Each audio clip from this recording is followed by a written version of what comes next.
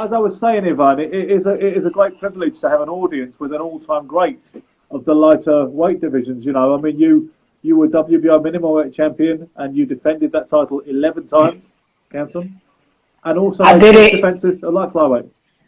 Yeah, but a lot of people don't understand that I did 12 defense in 105 pounds. They don't want to mark me one of my defense because Okay.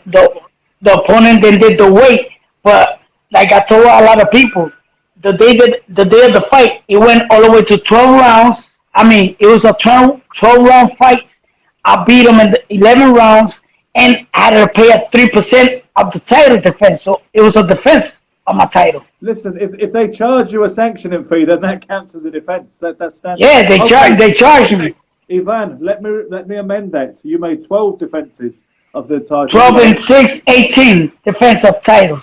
That is all-time great territory. That is all. Do you feel, before we talk about your career in more detail, do you feel a little bit aggrieved that inevitably smaller guys don't get the acclaim and the money that the bigger guys do? No, I believe that some of the smallest guy or the smallest weight, we give the good fights, entertainment fights. We give everything what people want to see. Good boxing, good punches. Finito Lopez was a puncher, a boxer, and I think it's not fair that just because you're a heavyweight, they're gonna give you $200,000, and me, I gotta just get paid $60,000, and you only, and sometimes I'm not talking bad about the heavyweights, but sometimes heavyweight fights are sometimes they even boring. Yeah, they're overrated Yeah, sometimes. They don't always deliver. yeah, they get good payment, but this part of the game. You're like a small boxer. You gotta learn that they don't pay you good money, but you gotta learn how to uh, put away money to go what you want to do. A boxing, buy a house, buy a car, and wanna have whatever you want to have a boxing, but not winning the same money that the heavyweight wins. For sure. How did it all start for you, Ivan? Did you box as a junior in Puerto Rico? Yeah, I started in 100 pounds. Then I went up to 105 because international boxing, they didn't have that weight, 100 pounds. So I went to 48 kilos to start my career like international boxer. So all my career, I stood in that weight until I signed pro. The only time that I went up a weight because it was no opponents, nobody wanted to fight with me. So that's why I had to go up to 108. I'll just say hello to Pugilist Boy who says, "Hey Ben, this is a friend of mine called Tony Cox." Tony, if you don't know already, this is the great Yvonne Calderon who is live with me on Instagram right now. Doesn't happen every day, and I know you're a connoisseur who will appreciate it. You went to the Olympics, Yvonne, in 2000, the Sydney Olympics, which our own Audley Harrison famously won a gold medal at. How did the Olympic campaign go for you that year? The year I lost in the first round, in my first fight, I lost 10-5 with an Indonesian guy. But like I told a lot of people, a lot of fans, just to make it to the Olympic, it's a medal because all what we gotta pass through just to make the team in Puerto Rico. After you make the team, you gotta go and fight to unify to get the pass to go to the Olympics. For just to make the Olympic team, for me, was a medal and a name and a career. Is it fair to say that Puerto Rico doesn't have the greatest of amateur boxing programs, and a lot of your talent does turn pro before they pursue those kind of amateur medals? Is that fair to say? Yeah, because a lot of Puerto Rican people they let people start talking a lot, and they say pro is better. Forget about the Olympics. You're not gonna do nothing. You're gonna waste your time. You're already 21 years old. Yeah. You're gonna be too old to sign pro, and we get that in our minds, and we sign real fast pro, and they don't understand the business of signing with no career of amateur fights. Because when you turn pro and you never went to Olympics, Central American game, Pan American game, you don't got the experience international fights. When you turn pro, you're not a marketing to get a promoter to sign you because you're nobody.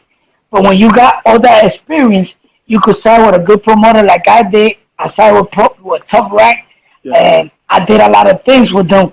In 5 years, I did all my career. I did world champion in my third year of career, and then all my defense with Tough Rack. You produced some wonderful fighters in Puerto Rico over the decades, and I know it's a big boxing nation, albeit a small island. Who was your hero growing up when you were in the gym? in, in my age, I'm talking about my age, Yeah. I gotta say Tito Trinidad. Yeah. It was the one of everybody right now because he had everything. He smiled for the people. He was always there for you, and he was a good fighter because he was a killer. He's the kind of fighter that a lot of people like. That he goes and take business fast and don't waste no much time. Do you think he beat Oscar De La Hoya in 1999? I mean, No, no. he lost. I think he Really? lost. No, he lost.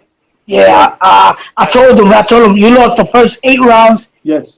The only bad thing that Oscar did, that he didn't throw in the 4 last round. He didn't I throw a don't lot know of why. punches. Oscar threw it away, but I still think he won it numerically. Yeah, yeah. But it's very honest of you to say that as you know about your hero and about your countrymen. So as you said, Ivan, in 3 years into being a pro, you won the WBO minimum weight world title in 2003 off of one Eduardo Rey Marquez after 15 Yeah. fights.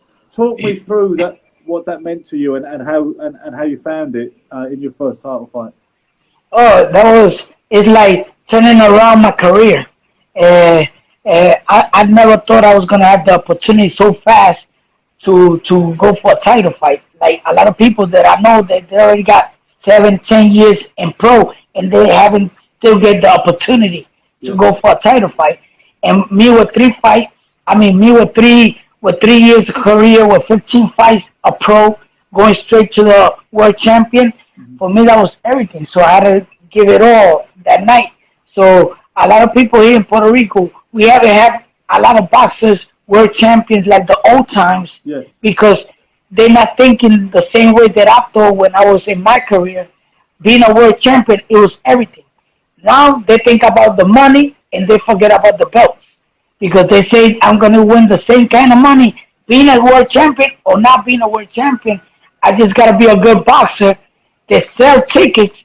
If I sell good tickets, a good promoter, I could ask them whichever kind of money they're going to pay me because I get them to get their money back. Sure. I mean, do you feel that the world title picture is becoming a little bit ridiculous as time has gone on in boxing, where I know that we haven't had a single world champion in every division for many, many years, certainly before I was born and before you were born, I know. But do you feel that things have become increasingly confusing for the fan in terms of figuring out who the man is at any particular weight? Yeah, because right now we got the problem about the WBA. You don't even know who the real world champion is because they got like 3 champions. Yes. International box champion, the champion official, Yeah. and yeah. But I understand the organization. Sometimes the champion is his hands got messed up and he can't fight. Yeah. So they put another champion to keep on getting the money, keep on growing, and making money for the organization. That's why they're making this kind of fights or this They- kind of. But they also have an Yeah, tell interim me. champion when there's nothing wrong with the other guy. I know that. So I don't For the understand. reasons you said, and I think that's Yeah. why they did it, and they just kept on taking a sanction. Yeah, now they kept on doing it. But Yeah. nonetheless, you did what you did, and you were seen as the man at 105 pounds for a long time. Possibly your what was your hardest defence as far as you're concerned from the 12 defences of the I always say a Mexican Marco Leyva because I saw him fight in his 17th fight for the world champion. And that day I fought my third professional fight. I was there fighting, and I saw them fight him, Marco Leyva with Daniel Reyes, a Colombian guy. They was fighting for the IBF title, and I saw the fight, and I said, "Oh my God! I hope when I get up to that level, none of them be there because it's gonna be." And I fought with both of them. Yeah. I defend my title with both of the fighters, and I beat both of them. And I thought he was one of my hardest fights because I saw him lost, and when I saw him lost, I said, that's an easy fight for me. Yeah. And when I fought with him, I'm always lucky that I was trained like I was always defending my title. And when I took the fight, I did a wrong fight. I started doing a fight like I was a puncher, and I was going straight to the fighter. Yeah. And then he hit me with a body shot in the fifth round, and I thought I was going to lose that round or that fight that night. I survived that round, and in the corner they started saying to me, "What's your problem? That's not the kind of fight that you know. You know how to box, Yeah. box." And I say, "He's too tall. He's too long. He's southpaw the same way that I am. Let me see if it comes out." And then the sixth round, I changed my style of boxing, and I started boxing, hitting, and moving, and I started uh, dominating. And then I kept on the fight like that, and I won the fight. That's why I did a perfect defend of my title with him. But it was one of my hardest fights in my career. I thought that was going to be my first loss in my career. Okay. Well, do you know you spoke about maybe fighting the guy a little too much until the corner told you to get back to what you do well. You said that your idol was Tito Trinidad, but you know who you remind me of? I mean, you may have heard it before, but I think you look more than a little bit like a miniature version of Pernell Whitaker in there. I mean, Yeah. was it influence? Yeah, because when I used to live in the Bronx in New York, I used to see him fight. I even helped Trinidad for that fight. I sparred with Trinidad because they were saying that I had almost the same style of fighting, southpaw, and like I was small, I used to go down Yeah, you did good and sparring as long as he go a little easy. I did 9 rounds with him. I did 3 days, 3 rounds each day with Yeah. Tito Trinidad for that fight. So I helped him for that fight when he fought Pernell Whitaker. I was one of his sparring guys. I would love to see that footage. If anybody filmed that back in the day, that'd be something that would be a fantastic upload on YouTube. When you stepped up to light flyweight in 2007 against Fidel Cazares, Hugo Casa. he, he looked twice the size of you. Were you stepping up because you had to, or just for more opportunities and new goals? No, I didn't have to go. I should have finished my career in 105 pounds. And you I did. could have You finished. did finish it there in a last fight. Yeah, after, yeah. But when I took this fight, it was more business. He was winning all Puerto Rican guys. He beat like 3 Puerto Rican guys here in Puerto Rico, ex-world champion, Yeah. Dennis Sanchez, Nelson Diepa. And I told my promoter, why you want me to fight with him? I don't need to fight with him. He's going to kill me. He's too Yeah. big for me. Yeah. And then I waited 1 year. I started looking good at the fight. I started looking the way that how I could have beat him if I fought with him. So I say he got problems with boxers that move a lot. He got problems with boxers that they southpaw. I say I think I could beat him. I just gotta train hard. I gotta get a good condition and forget about fighting with him body to body and just being a southpaw intelligent. I think I could beat him, and I took the fight because they paid me double what they used to pay me in 105 pounds, and now it was giving me another opportunity to go up to another level, another title, and put my name all the way up here in Puerto Rico. That's why I took it. It was like a challenge for me. And it was a challenge you came through in flying colours. You had a tough eighth round. The eighth round was Yeah, you were frustrating him and you were outboxing him and you were spinning him and he was having trouble hitting you. But he kind of roughed you up a bit in the eighth round, put you on the deck. But you answered the gut check and came back and got back to boxing and won on points. yeah. When he got me in that 8 rounds, he really did hit me with a good punch. He just passed it through, and I just Yeah. put the gloves on the floor. I stand up, but I really was a little bit dizzy, but I was not that hurt. So I decided in my corner to give him the 9 round to come back in my legs, and then in the 10 round I say I'm back. Let's start back where I started. Hit and don't get hit, and then I stole the 3 rounds at the end. You made 6 defences of that crown before losing the title to Giovanni Segura in what Ring Magazine, I believe, voted as their 2010 Fight of the Year. Yeah, it was. Yeah, Ring Magazine. It was one of the best fight for Ring Magazine that year. Yeah, it was a what. There was that was a 10th round stoppage. in the rematch. No, eight round stop. Sorry, forgive me for that. That was an 8th round stoppage. In the rematch, the following year in 2011, you were stopped in 3 rounds. What was the kind of difference between the 2 fights from your perspective and the way that the match played? First of all, I'm gonna ask you. You boxed before? You're a boxer? I did a little bit. So I can see it. all right. So you're gonna understand me when I explain this. When we fought the first fight, I was not in 100%, but I took the fight because it was my first opportunity to unify titles. Yeah. So we took the fight, but I was not in my good preparation. My legs was messed up, my hamstring had it a little bit messed up. So we took the fight. I can't take the credit. It was a good fight. He came really strong, 130 pounds the day of the fight. I was only 112 pounds the day of the fight. Yeah. He hit me with a good body shot. And like he know I'm not a puncher. He just came to me forgetting that if I'm gonna hurt him or nothing. And he kept on going to my body until he got me with a good body shot. But the rematch, I was in my best condition. But what happened? They put a small ring because I'm a boxer. They put a small ring, and the floor, I couldn't even walk because it was like a sponge, the floor, that you can't even move a lot for a boxer. Yeah, spongy. And like, if you understand. And then the second round, going for the 3rd round, I told my corner, I can't box, I can't move, my legs are stuck. My legs are getting too tired, so I got to stop and fight with him. So when I stopped, like he already beat me the first time, he already knew where was my spot. He went straight to my body, hit me with a with a good left hand in the body. I stepped down and I say, he's too big for me in this fight. He was too strong. Every time we was body to body, he used to pick me up and my legs was in the air. I was like, oh my God, where I got into. Yeah. When I got that body shot, I just stand down, put my knee down, waiting for the 10 counts. I say, forget about this. I'm going back to 105. This is too strong for me. They're too big for me the day of the fights. And you did go back to 105. Your final fight being against Juan Moises Fuentes.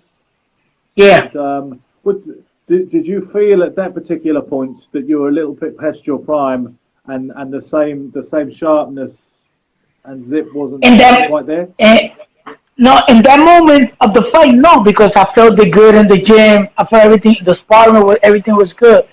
But the day of the fight, I was winning the first round. I won the second one.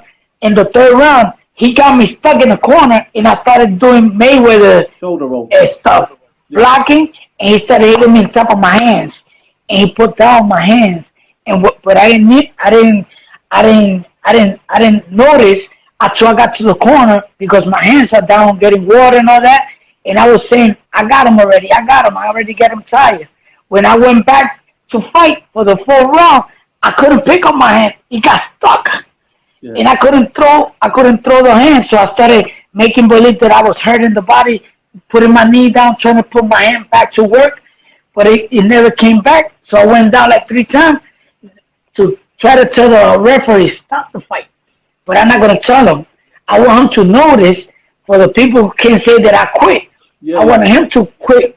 So in the third drop, the referee decided to stop, and I told him when he hugged me, I told him, thanks to helping me.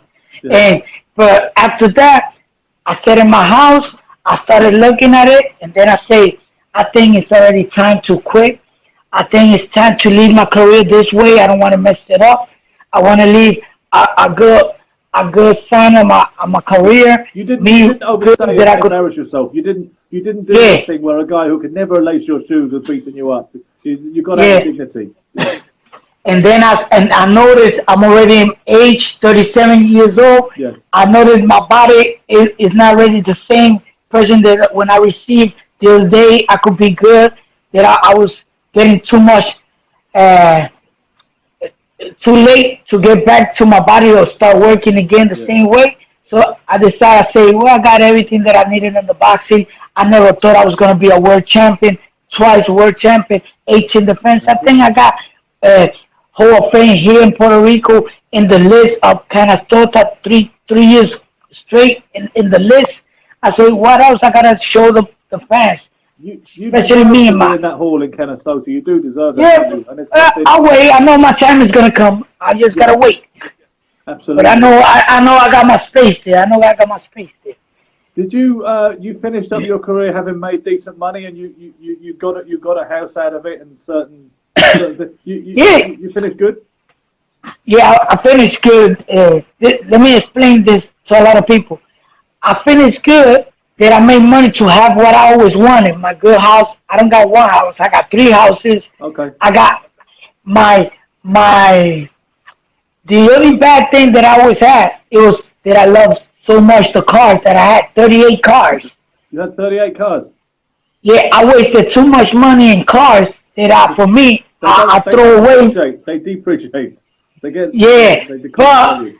I did my dreams come true. I had what I always wanted. I had Porsche, Jaguar, all kind of cars. I enjoyed my career.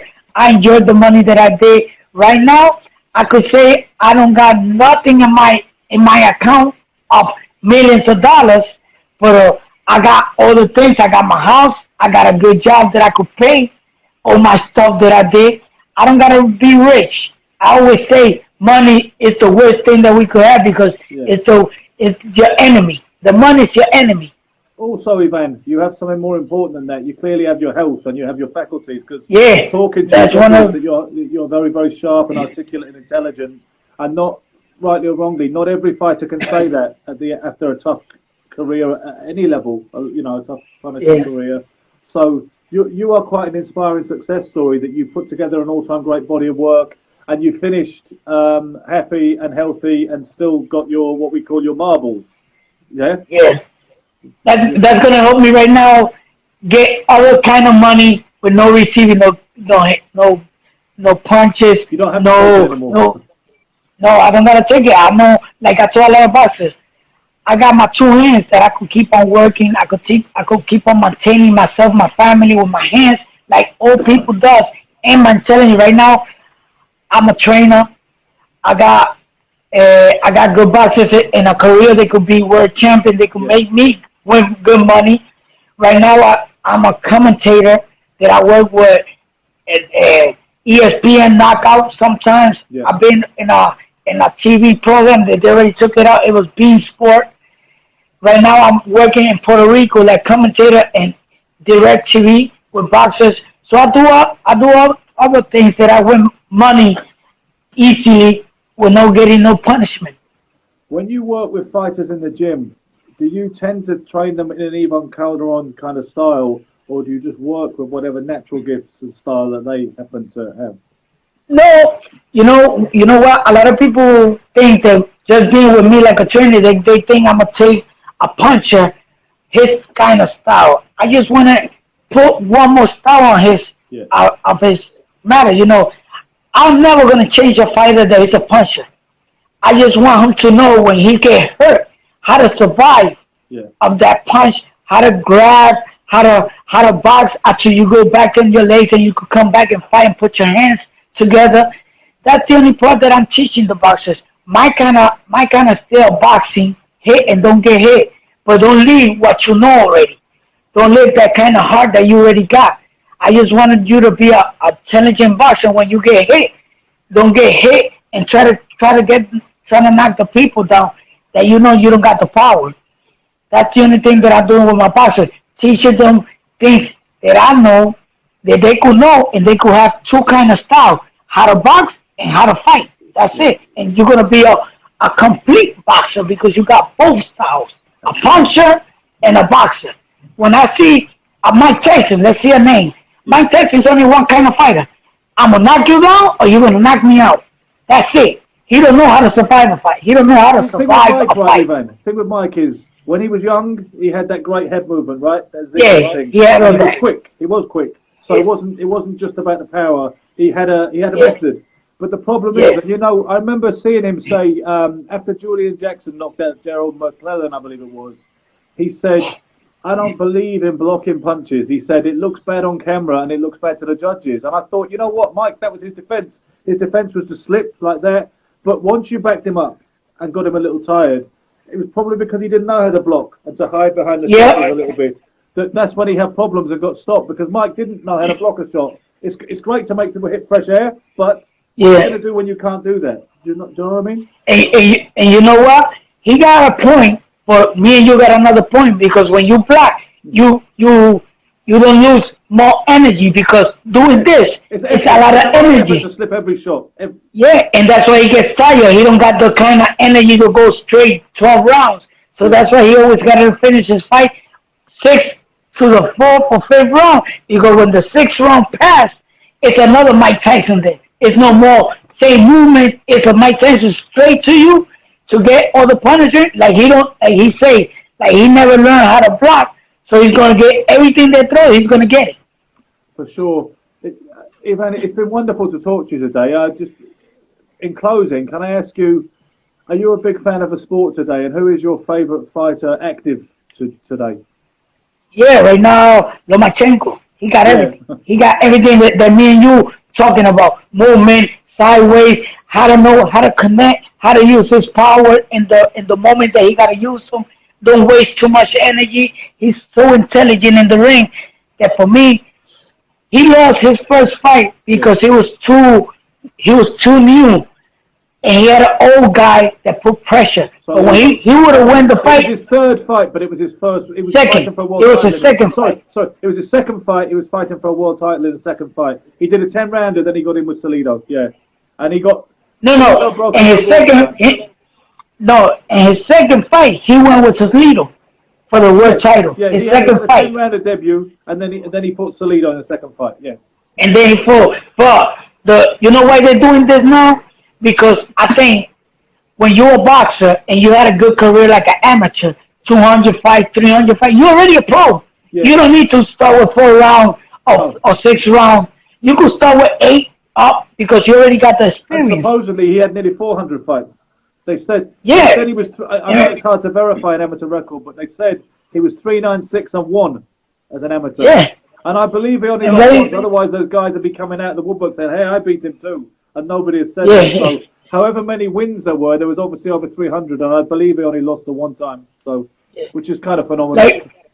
Like right now, I don't think I don't like the way they're doing now. Like amateur, that they could bring a pro and put them to the Olympics, because if you didn't made it in the time that you had the opportunity, don't take that opportunity to a new guy, an amateur, just because you want to be there. If you didn't make it, you made your choice. You made your choice.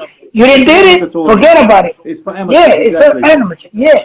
And so I'm guessing you don't fancy Teofimo Lopez to upset Lomachenko when they box, hopefully before this year ends.